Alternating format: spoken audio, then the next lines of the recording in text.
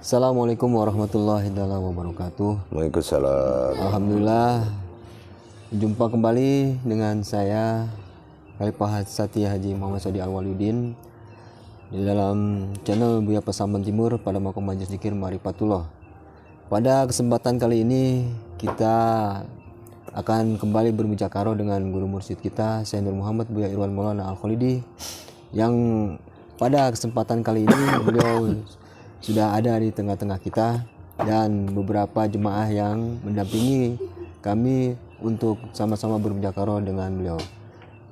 Terlebih dahulu marilah kita sapa terlebih dahulu beliau. Assalamualaikum Waalaikumsalam warahmatullahi. Alhamdulillah Buya, dalam kesempatan kali ini kita ada dalam keadaan memang di daerah yang sangat sejuk ini Bu ya. Kalau hanya bisa didampingi dengan beberapa jemaah, tapi mudah-mudahan hikmat dan keberkahan selalu ada menghampiri kita sekalian. Hadirin sekalian yang berbahagia, selamat terutama pada pemirsa dan jemaah yang menyaksikan channel YouTube Buya Pasaman Timur ini. Ada beberapa poin yang ingin kami bicarakan bersama mursyid kita. Mari kita sama-sama saksikan apa nanti yang akan beliau sampaikan. Assalamualaikum warahmatullahi wabarakatuh. Waalaikumsalam warahmatullahi wabarakatuh. Di kesempatan kali ini ada yang ingin saya menjakarkan dengan Buya, terutama perihal yang selama ini terjadi di tengah-tengah masyarakat, umumnya umat muslim Buya, yang mana keinginan kuat untuk thalabul ilmi dalam rangka mencari kebenaran-kebenaran ilmu yang arahnya menuju ke amal ibadah yang hak kepada Allah itu ya. Namun yang terjadi sekarang ini, apa yang didapat mereka ini cenderung jauh dari apa yang diniatkan. Jadi terutama hal mengenai pemahaman bertuhan itu sendiri Bu ya. Karena yang setahu saya, bagaimana mungkin seseorang itu bisa menghadap Tuhan dalam sholat atau menyembah dirinya atau menyembahnya kalau tidak terlebih dahulu memahami siapa dia, siapa Tuhannya Bu ya. Jadi yang ingin saya pertanyakan di sini, fenomena ini sebenarnya apa yang terjadi Bu ya? Apakah kesalahan dalam kurikulum pencetakan seorang ustadz atau ada hal-hal tertentu yang menyebabkan hal seperti ini terjadi? Mohon penjelasannya Bu ya. Ya, insya Allah. Jadi begini, Allah itu dengan sifat maha teliti, maha teliti. Mungkin manusia tidak mengimani ketelitian Allah. Ya, adanya iblis, adanya syaitan itu kan di zaman Allah awaludin ya, dulu ya. Itu apalagi lah kita manusia ini dengan kecerobohan. Mungkin ketelitian Allah itu tidak akan bisa dirusak. Nah, Islam ini dia sudah punya rumus. Nah, orang yang ingin berbuat baik, terus dia belajar banyak tentang ilmu pengetahuan, sampai sejarah-sejarah kebesaran Allah di zaman Nabi, di zaman Rasul, termasuk persoalan akidah, pahala, dosa, itu makomnya amaliyah. Nah, ini perlu dipahami. Berbicara ini lihat dulu makomnya. Kalau ini amaliyah, makanya dulu di Arab itu, di Mekah itu, ustadz ini disebut ustaz, ada zai di belakang. Artinya dia hanya bisa bercerita dan tidak bisa merubah. Nah, setelah ada turun ulama dari Pakistan, Arab Pakistan, menambahkan perjalanan untuk belajar, mengajar.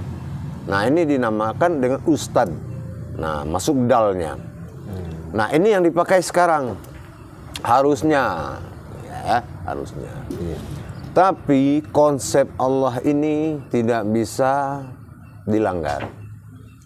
Syaratnya adalah kita paham dengan syahadat dulu. Ya. Syahadat itu artinya tauhid. Nah, tauhid itu memang dia telah nyata berhubungan dengan Allah.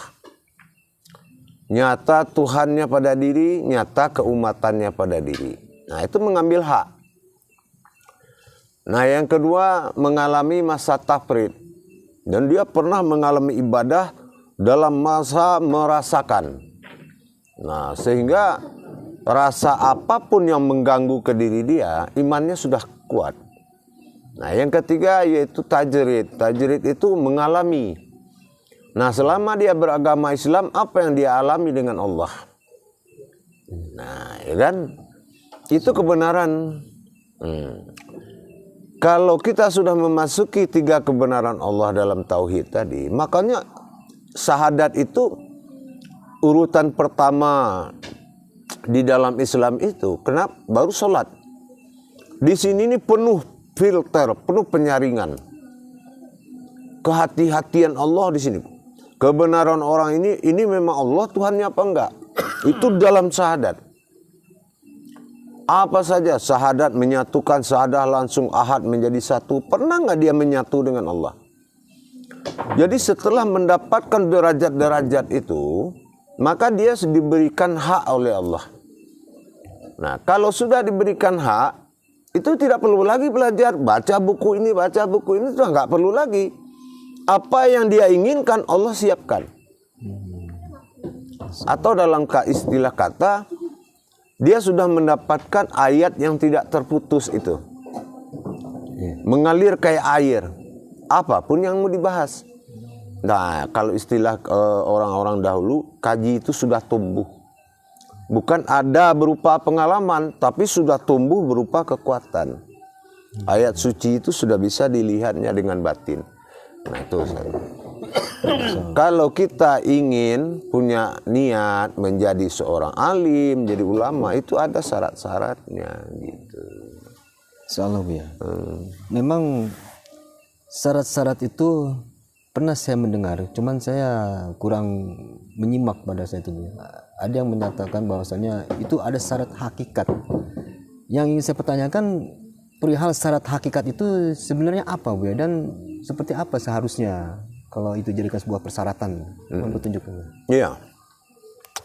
Orang kalau mau menjadi khatib, imam, atau menjadi seorang khalifah atau syekh atau ustadz, dia harus mengalami kenaikan 5 derajat amaliyah dan 5 tingkat berhubungan dengan Allah. Kalau dia sudah menjalani 5 tingkat berhubungan dengan Allah, maka 5 derajat ini akan muncul. Tapi kalau yang 10 ini belum terjadi, maka syair, meskipun dia berbahasa Al-Quran, tapi Allah menganggap dia syair. Syair itu apa?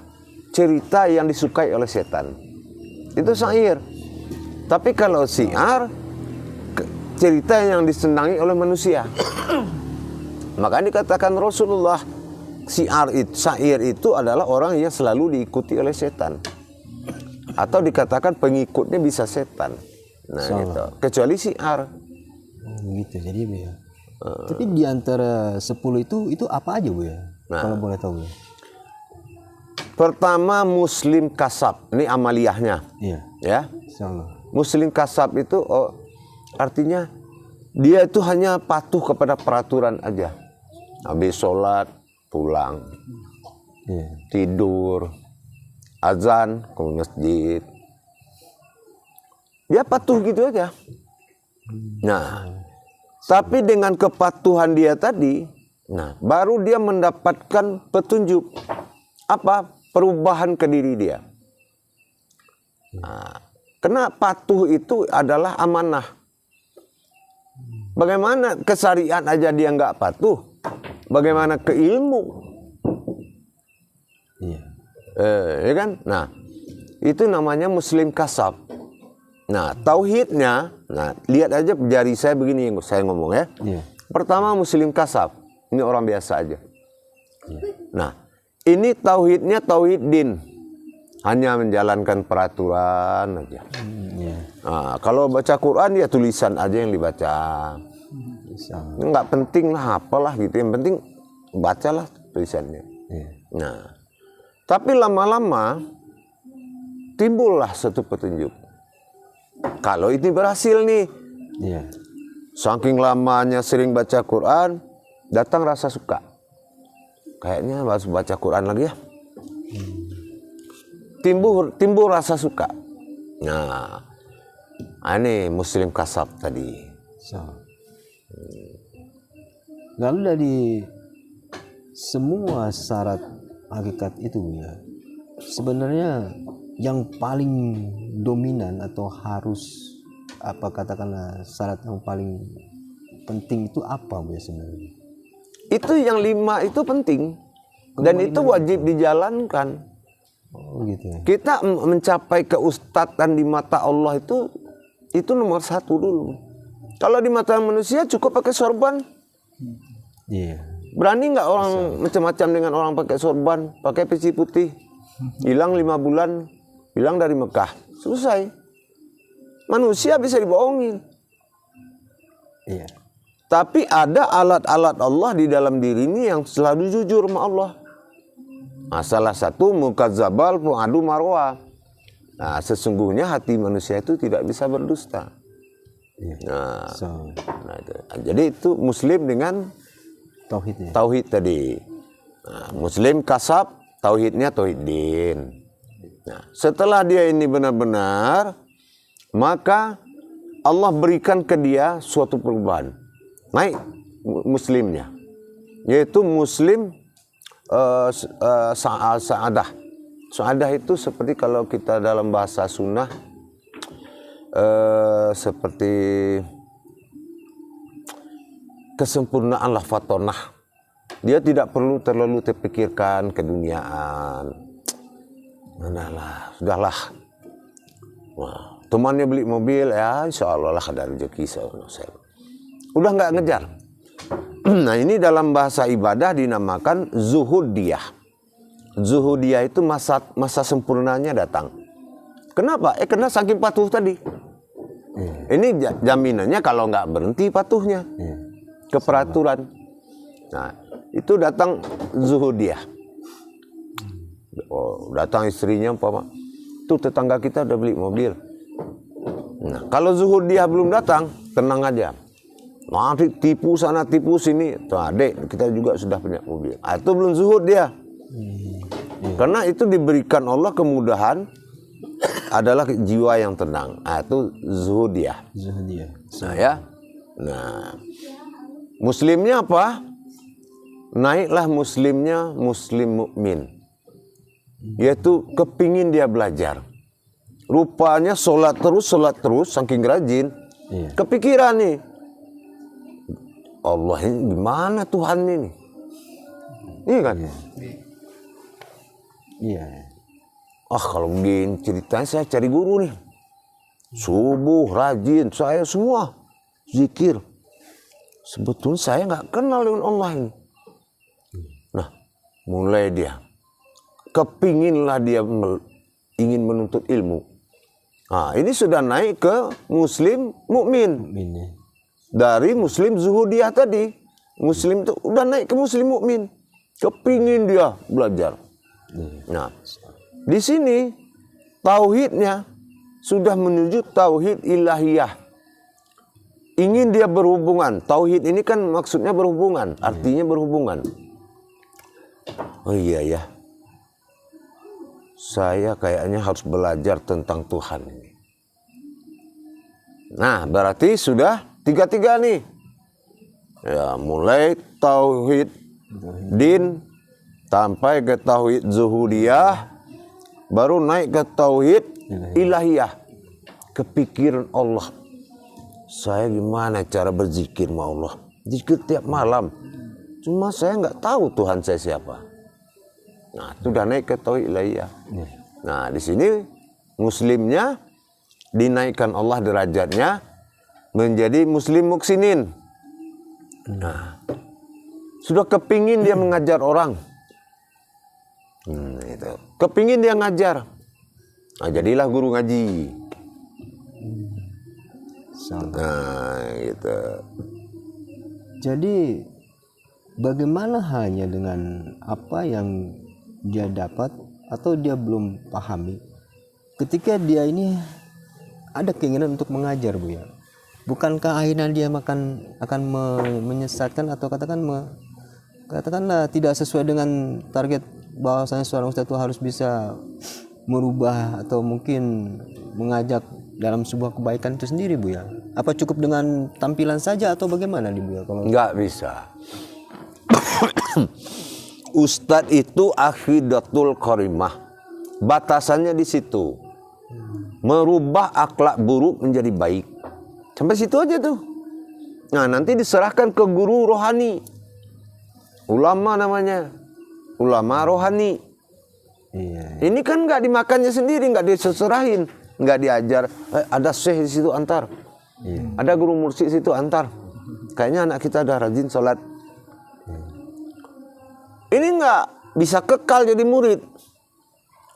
Gitu. Sama. Ya. Jadi batasan ustadz tuh akhidatul karimah. Nah, ya. Nah, dari 3 derajat muslim tadi, barulah kepikiran sama dia mengamalkan. Nah, ini muslim mutakin namanya. Cari guru lah. Apa yang bisa diamalkan Pak Ustadz? Minta wiritan Pak Ustadz. Ini yang tadi nih, awalnya orang awam nih. Iya. Oh, udah asik dia. Nah, itu namanya muslim mutakin. Dan sudah mulai dia takwa zikir, apa dia dapat petunjuk segala macam. Iya. Nah, kan dikatakan istilahnya wa taqallah wa ilmukumullah. Orang yang tawakal itu pasti dapat ilmu. Akan kuberi ilmu kata Allah. Iya. Itu malam zikir ya. Wah, menangis segala macam. Datang mahabbah kepada Allah. Itu mutakin.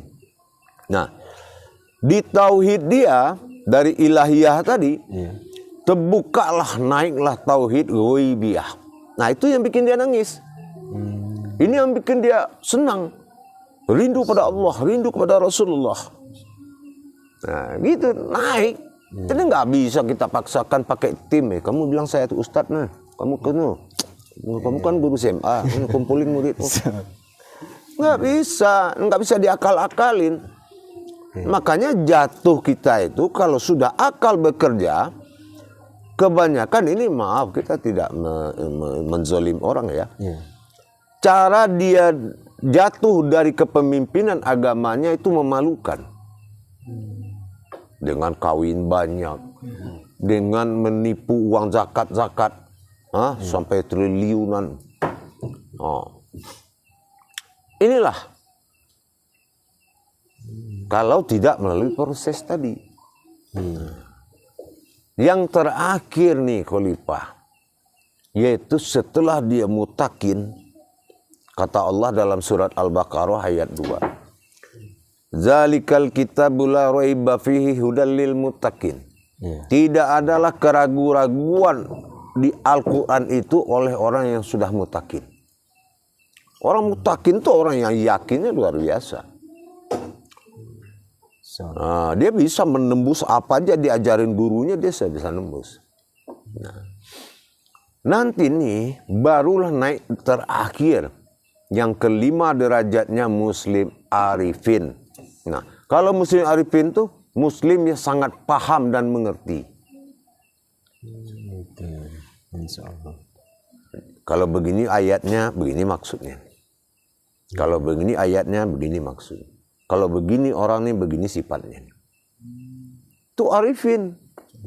Sudah arif. Nah, itu baru naik terakhir. Tauhidnya adalah tauhid siriyah.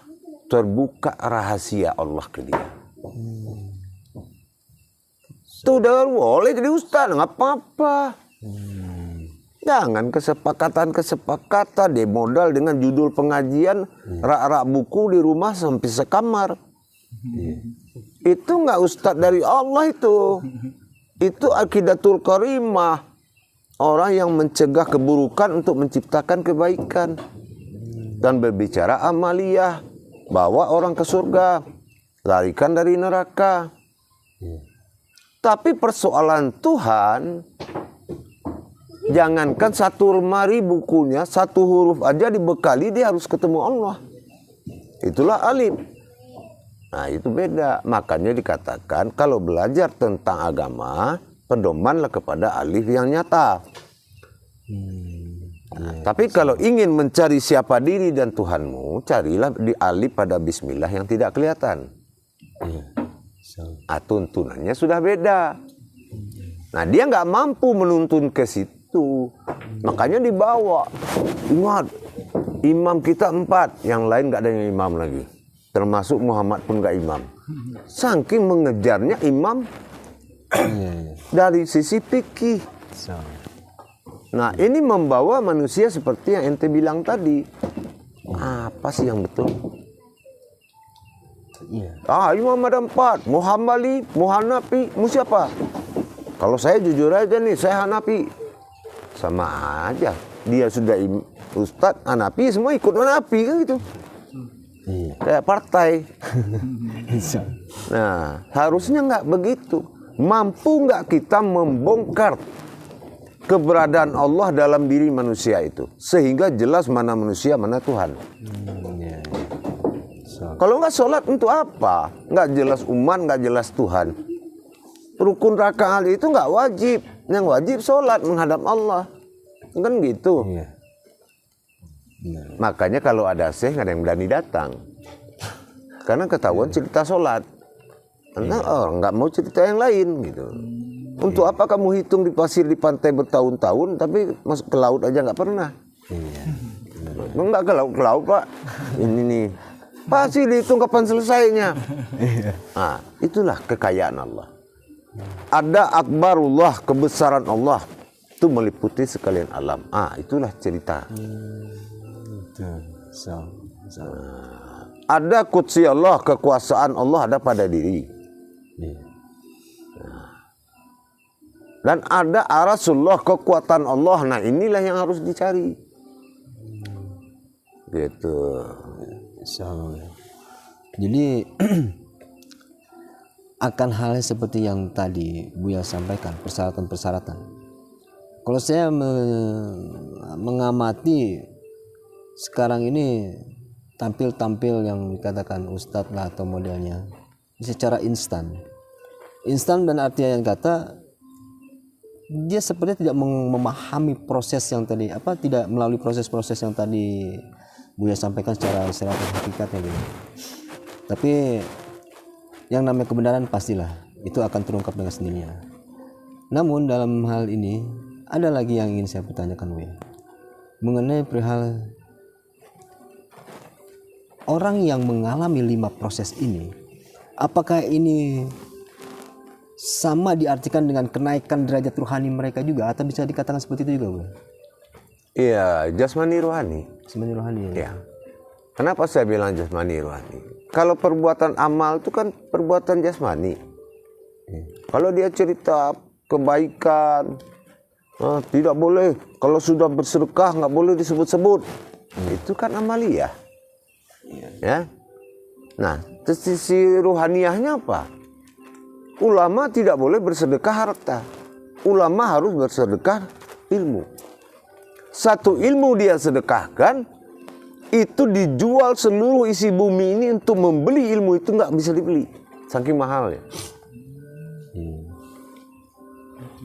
Nah, ini sedekah baru nyumbangin masjid aja bertahun-tahun dibahas. Ya? Nah, itu.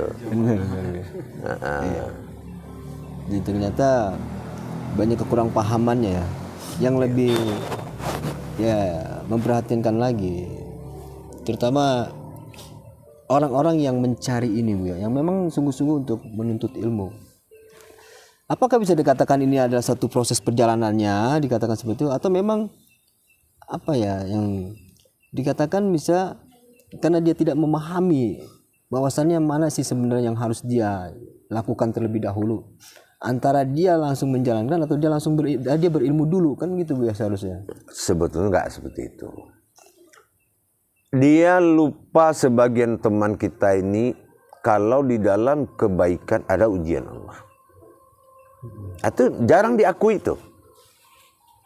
Kalau dalam kebaikan agama itu ada godaan dan ujian Allah.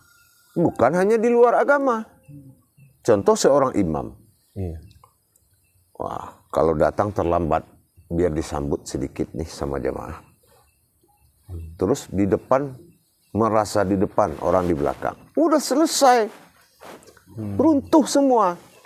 Karena itulah bahasanya iblis, membuat manusia itu sombong. Halus sekali ya Buya ya. Enggak terasa. Lihat Al-Baqarah ayat 268. Ya. Kenapa Allah tidak kabulkan doa orang itu, dia tidak terima zikir orang, sebagian orang ya? Ya. Karena dikhawatirkan dia beribadah itu dari hasil bisikan setan yang ditakut-takutin dia. Yang nakut-nakutin. Apa yang ditakutin? Kemiskinan. Tapi setan bahasanya bagus. Kalah ulama. Ya. Nah ini yang dikatakan godaan dalam kebaikan. Ayo zikir, sholat malam yang rajin. Jangan putus zikirmu tiap malam, tahajud, minta sama Allah biar hidupmu bisa tenang, rezekimu banyak. Nah itulah setan. Yang lillah ta'ala orang beribadah karena Allah itu nggak ada. Iya. Nggak ada. Insyaallah. Dia begini, kalau panggilan Allah itu gimana ya? Ada orang tidur, Iya. kerjanya pemburu rusa atau kijang. Iya. Bangun dia jam 2 malam. Kenapa bangun, Pak? Saya mau pergi berburu. Kenapa? Saya dipanggilnya untuk dibunuh. Rupanya kijang ini dari hutan minta dibunuh. Itulah kesadaran bertuhan tadi. Tidak ada penyebab. Iya. Tapi kalau sudah ada sababiahnya, nah 268 itu, maka di 200 Al-Baqarah 269 Allah langsung mengunci pemahaman.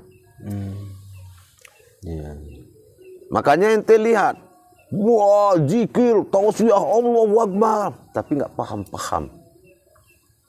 Karena pemahaman itu di tangan Allah, tidak bisa turun sendiri, tidak bisa dicari-cari. Benar. Kita mengerti nih, Iya. itu nggak bisa. Tidak akan kuberikan pemahaman tentang Al-Quran dan Sunnahku kecuali kepada orang yang ku kehendaki. Itu Al-Baqarah 269. Suruh baca tuh. Iya. Lalu gimana kaitannya dengan seseorang itu sendiri yang menuntut ilmu? Bisa dikatakan hanya menjalankan syaratnya aja atau Tidak bisa. Sekarang dia menuntut ilmu, ya, sampai katanya dekat dengan Allah. Iya. Itu pembohong besar, karena tidak ada yang bisa dekat dengan Allah. Tiap muhu binafsihi. Ya, itu adalah bahasa amaliyah. Jibril aja tersekian ratus kilo lah ibaratnya kalau mendapat wahyu dari Allah. Kenapa enggak datang kepada Allah Jibril? Ditanya sama malaikat, aku sebuah nur, meskipun tidak berdosa, meskipun pengantar wahyu, antara aku dengan Allah masih lewat wahyu. Karena tak kuasa diriku menghadapi Allah. Ribuan mil lagi istilah ukuran dunia. Nah sekarang contoh kecil. Tempat ustadz berdiri di masjid ngasih pengajian namanya apa? Mimbar. Mimbar. Mimbar itu artinya apa? Wahyu. Iya. Nah, mimbar itu artinya wahyu. Nah, apakah yang dia sampaikan itu wahyu? Hasil leburan Al-Quran. Bidahlihi marifatul haq fil ilmi. Kebenaran itu adalah, ilmu itu adalah berasal dari dalilku. Belum tentu.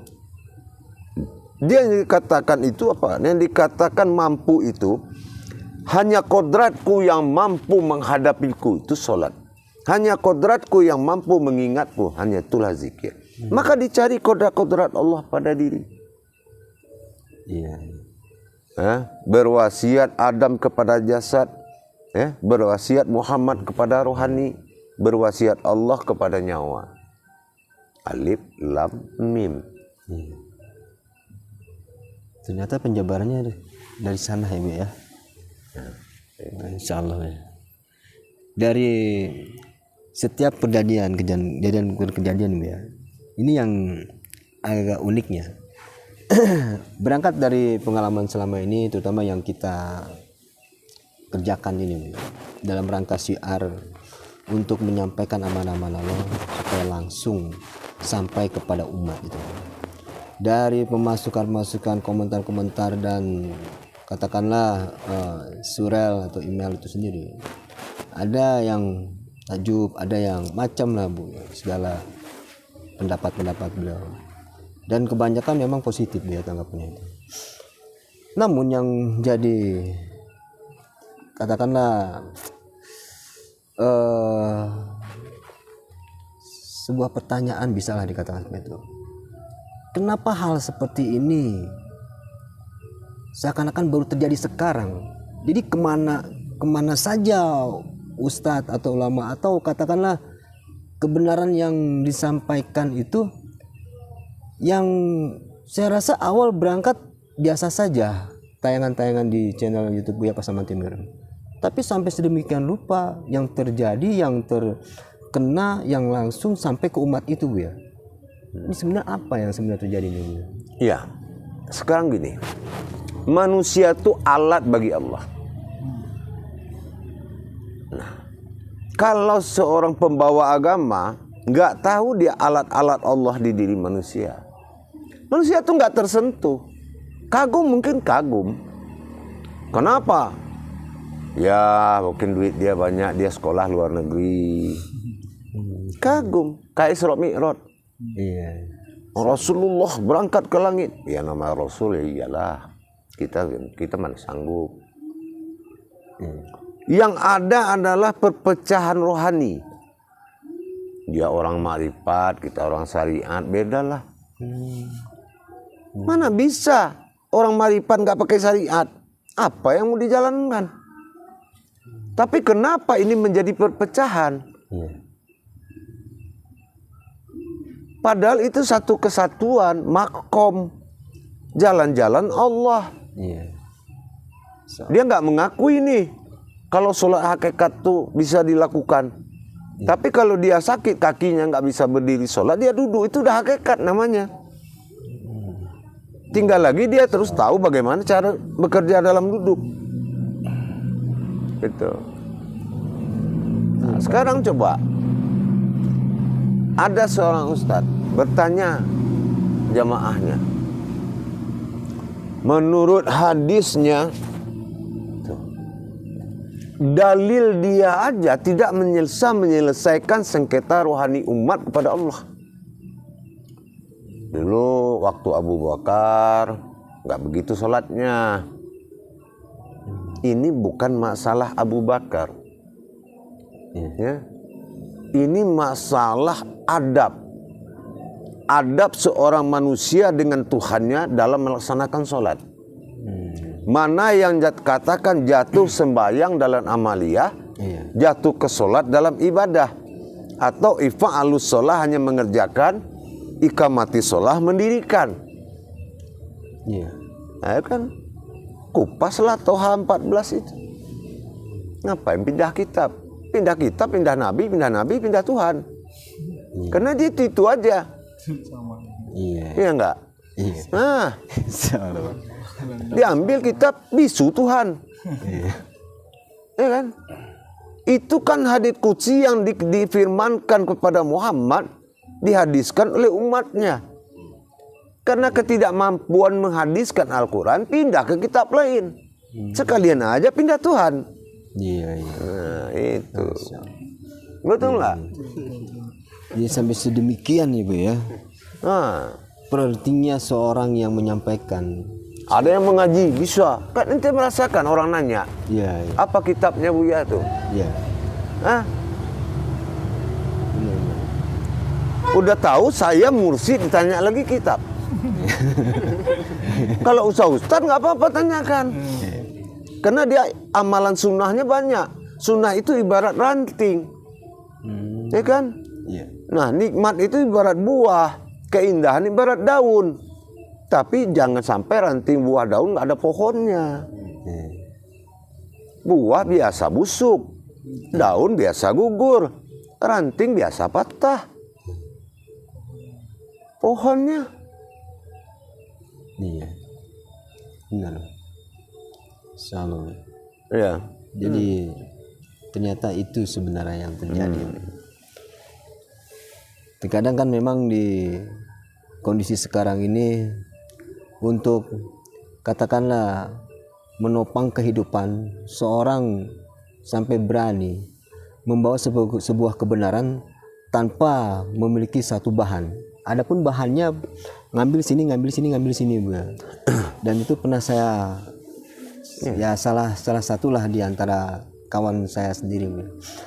Tapi itu tadi namanya kebenaran Allah itu memang tidak akan mungkin akhirnya hilang sendiri gitu. Dia beda, Khalifah. Bercerita tentang agama dan iman Muhammad awal jadi. Bercerita tentang umat dan Tuhan manusia awal jadi. Sifatnya adalah ilmu. Tapi bercerita tentang amal dan ibadah itu sifatnya umat. Nah, kodratnya umat. Makanya jatuhnya ke amaliyah. Tapi kalau sudah mengkaji diri, sifatnya kehambaan. Kehambaan adalah sifat Allah yang menjadikan umat pada diri. Makanya ada kata insan. Kau enggak dari mana insan itu? Insan itu kan nama kehidupan Allah untuk berdunia. Ya kan? Nah sekarang semua mengejar masuk surga. Saya tanya ente, surga dalam rukun Islam atau rukun iman? Rukun iman. Kejarlah rukun iman, tinggalkan rukun Islam. Itulah kerjaan orang. Sholat nggak selesai, mau masuk surga tapi mati takut. Nah, ini dampak dari bermain-mainnya syiar tadi, sehingga manusia sulit memutuskan perkara. Saya harus begini, saya harus mengamalkan ini. Nah, datanglah si Buya, dikasihnya semua kan gitu. Nah, kelar. Nah, kan gitu. Boleh bertamu ke rumah saya dengan syarat harus bisa sholat. Kalau sembahyang itu milik agama. Imannya banyak, 4. Ada Islam, Kristen, Buddha, Hindu. Tapi kalau sholat milik Islam, beda. Salam ya. Nah, itu ya salah satu tadi Buya katakan. Diberikan semua. Banyak yang bicara ini kupas semua, dibuka semua nih. Minum rokok. Salam ya. Nikmatin dulu lah sambil santai kita di Jakarta malam ini. Kita biarlah begini ya kan. Nah, dibikinlah kubah emas. Iya. Wah, ratusan miliar kata orang nih. Karena saya baru lihat kubah di dunia, baru sekali itu saya ngelihat. Biasanya kubah itu nggak bahasa dunia. Kubah itu ke dalam melihatnya. Kubah Baitullah. Kalau di luar namanya Ka'bah Baitul. Sekarang masjid ada kubah. Emas. Tapi dilihat sholat di dalam tuh perak aja nggak ada nilainya. Harusnya sholat orangnya yang emas. Biarlah kubahnya perak. Iya. Nah, begitu dia selesai sholat di masjid kubah emas. Apa kata Allah di zuhur tadi? Saya nggak tahu Pak, saya cuma ngerjain. Oh, terima nggak terima urusan Allah. Itu ilmu kasino, perjudian. Nasib jangan perjudikan. Nah, itu. Jadi kita bukan apa-apa, kasihanlah. Kalau memang kita punya kemampuan yang hak, sampaikanlah kepada yang hak. Saya dipertinggi sedikit ilmunya, mungkin nanti permisa juga. Dari 7 sifat Allah dalam diri, 3 yang hak, 4 yang batil. Apa 3 yang hak? Qodrat, iradat, ilmu. Apa yang batil? Sama, basar, kalam, hayat. Pendengaran, penglihatan. Ya, itu yang batil. Kalau yang 4 di atas ini tadi masuk ke dalam pekerjaan yang 3 tadi, buta mata, pecah telinga, bisu suara, nggak sanggup dia menghadap Allah. Tapi kalau ngelihat sedikit untuk yang lain itu sanggup dia.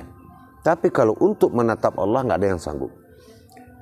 Di Al-Isra itu Allah katakan, jangan engkau mengikuti suatu pengetahuan yang datang dari telingamu dan mata dan suaramu, melainkan dari dirimu sendiri.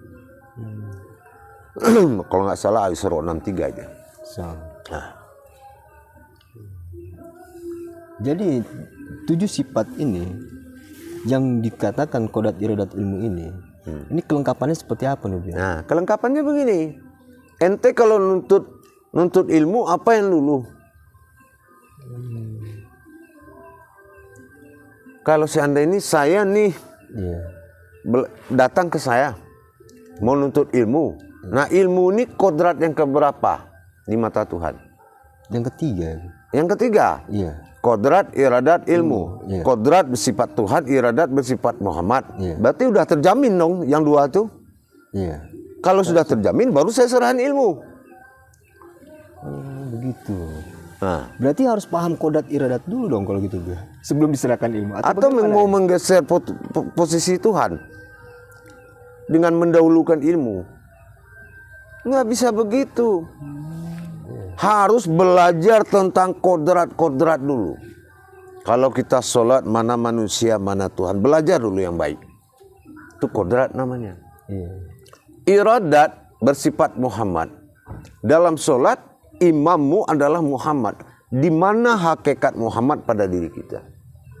Berarti sholat kita sudah diakui berimam. Salah. Nah, ilmu sifat daripada Adam, yaitu jasad. Iya. Kalau ini hasil dari ilmunya Allah, kodrat, iradat, ilmu. Iya. Sekarang ada ilmu nyari ilmu. Itu kan nggak mungkin. Iya. Kalau memang sudah ada, memang wujud Allah pada batinnya dan mewujud Muhammad pada ruhani, nyatalah Adam sebagai bukti. Kalau orang beriman itu, dia merasakan dia adalah bukti kenyataan Allah itu ada. Harusnya begitu. Jangan jadi umat lain lagi. Salah.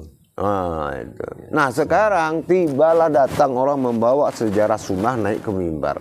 Saya tanya, kalau mimbar itu artinya wahyu, Iya. ada nggak sunnah dalam wahyu? Nggak ada, Buya. Nah, itu aja. Ini wahyu sunnah, ini wahyu makruh, ini wahyu ada dong wahyu haram. Iya. Jadi maksud saya itu jangan dikotak-katik untuk kehidupan duniamu agama ini. Biarkan duniamu ngikut. Kalau sudah duniamu ngikut, apa sih yang susah? Iya. Tapi kalau kamu naikkan duniamu ke atas agama, itu kehancuran. Yang hancurin siapa? Allah. Hah? Lama ngaji bertahun-tahun, dipikir ini dia memperlihatkan kebesaran Allah, karena sudah 5 tahun belajar.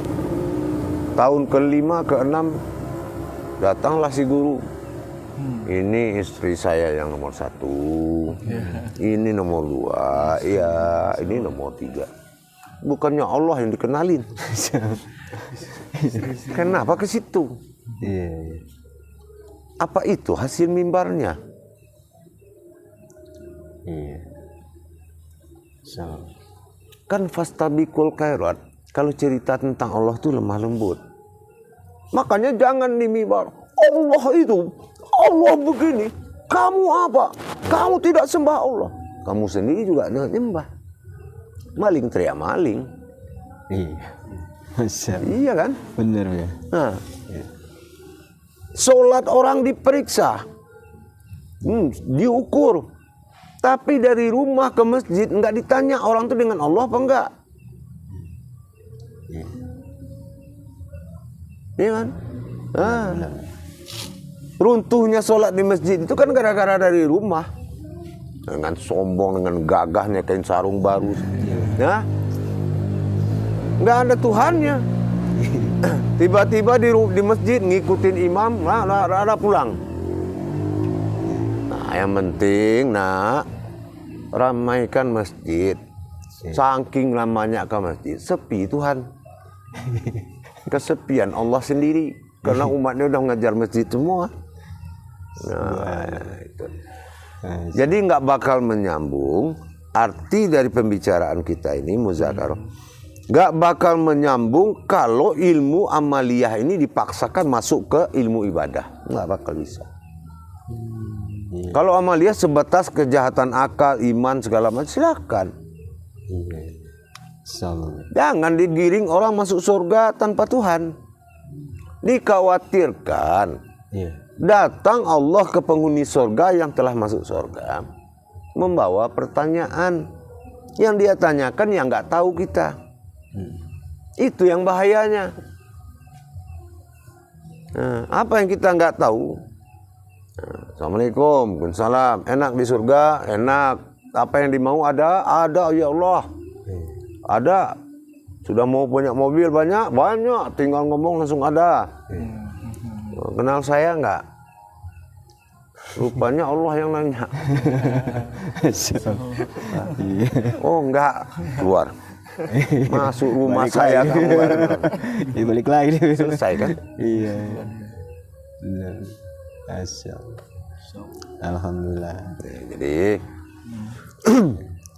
berkata Allah tuh, bukanlah dosamu 100 tahun yang menjadi pikiran Allah, yang dikhawatirkan oleh Allah. Tapi sekali kamu sholat, kamu tidak bertemu dengan Allah. Itu dosanya melebihi 100 tahun dosa. Ya kan?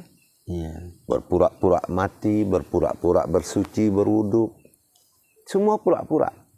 As-sajadah adalah nama Al-Quran diinjak-injak aja dengan kelihatan karpet. Tapi kamu yang lihat karpet, Allah tidak lihat itu karpet. As-sajadah. Sajadah adalah nama surat dalam Al-Quran. Namanya batasan. Kalau mau naik, ini batasan Allah. Harus penuhi persyaratan.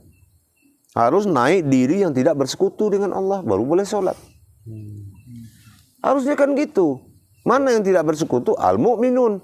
Itu setelah kita berilmu. Iya. Makanya dibalik Allah. Surat As-Sajadah adalah surat yang ke-32. Iya. Al-mu'minun ke-23.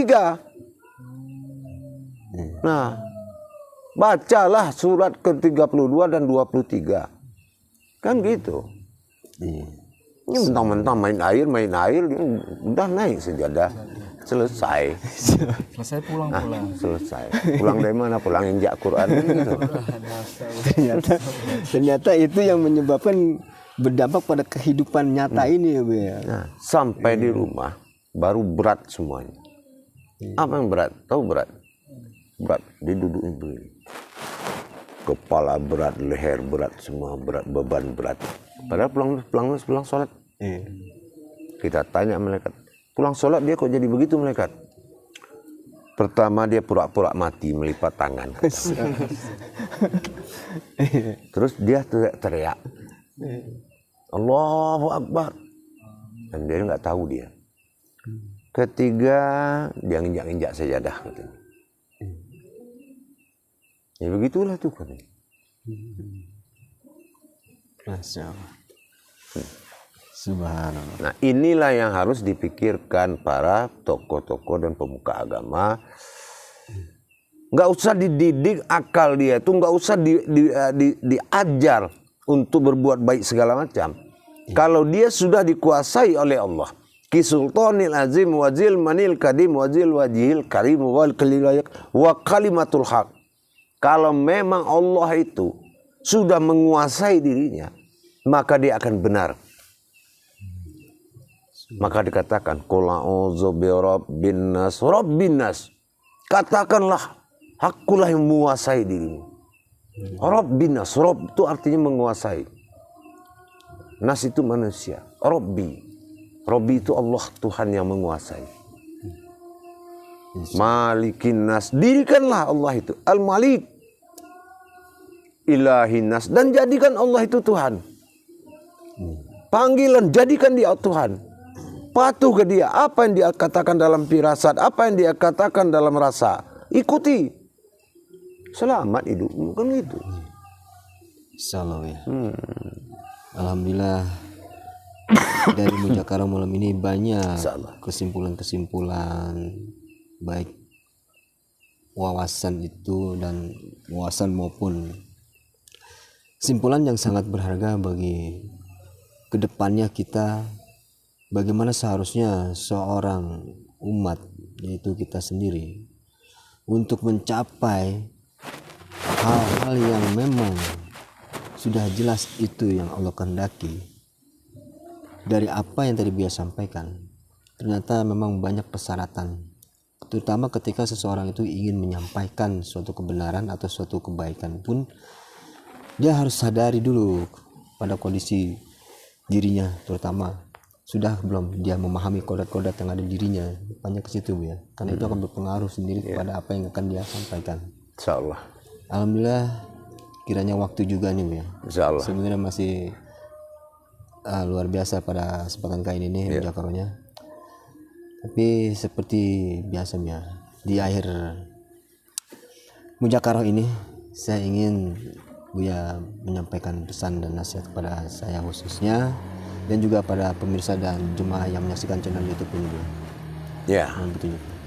Jadi pesan saya itu saja, kalau ingin kamu dekat dengan Allah, maka jangan persekutukan dia dengan kodrat-kodrat lain yang tidak kodrat dia sendiri di dalam dirimu. Itu aja insyaallah. Alhamdulillah. Demikianlah tadi apa yang dari awal kita saksikan, dari pertanyaan ke pertanyaan. Semoga apa yang disampaikan oleh guru mursyid kita menjadikan sebuah ilmu yang bermanfaat bagi kita semua, terutama yang hadir di majelis ini, juga bagi pemirsa dan jemaah sekalian yang menyaksikan channel YouTube Buya Pasaman Timur pada Makom Majelis Zikir Ma'rifatullah. Jadi apa yang tadi disampaikan oleh beliau, itulah yang sebenarnya harus terjadi pada saat seseorang itu ingin menyampaikan sebuah kebenaran ataupun ingin mengajak seseorang untuk lebih memperkuat ibadah atau hal-hal lain. Kiranya itu yang bisa saya ketengahkan pada kesempatan kali ini dalam seksi mujakarah dengan guru mursyid kita. Kurang lebihnya apabila ada yang terselip kata, saya mohon maaf. Billahi taufiq wal hidayah. Wassalamualaikum warahmatullahi taala wabarakatuh. Waalaikumsalam warahmatullahi wabarakatuh.